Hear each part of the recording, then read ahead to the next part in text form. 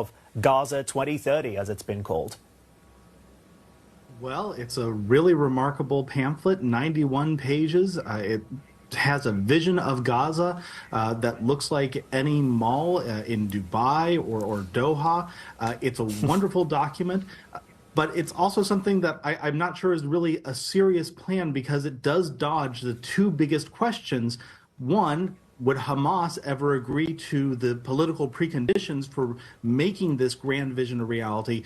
Two, would the Israelis ever agree to allowing the kind of political settlement, a unified Palestinian Authority back in Gaza that would really contradict Prime Minister Netanyahu's clearest strategic objective, which is keeping the Palestinian Authority divided between Hamas in Gaza and the Palestinian Authority in the West Bank. So it's a big, beautiful plan, as President Trump would say, but it's also got some real obstacles to becoming reality.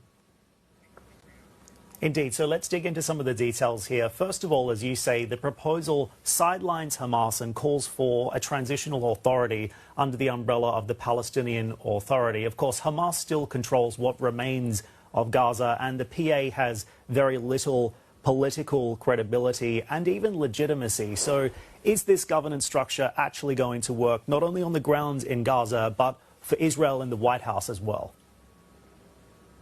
I think that's really the key question. It's hard to see how you can move toward a post-Hamas reconstruction Gaza without dealing with Hamas, in particular, without trying to disarm Hamas. But Hamas has stated that that's a red line, right? So how are you going to get to there? One way to do that would be for Gaza to be offered an alternative arrangement, like the Arab League proposal has, in which outside groups, countries from around the region would supply humanitarian aid, would allow for political reconstruction. But those are exactly the sorts of things that the Israeli government is not letting take place right now.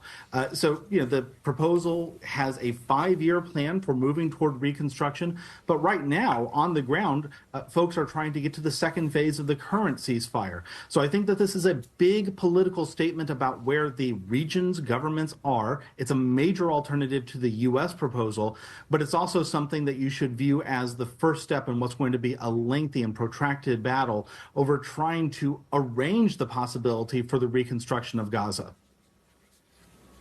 Of course, the other question is, where is the money going to come from? This proposal calls for $53 billion for Gaza's reconstruction, but in the blueprint, it doesn't specify exactly who's going to foot the bill. So what guarantees do we need to see coming forward now to secure this funding, and where do you think the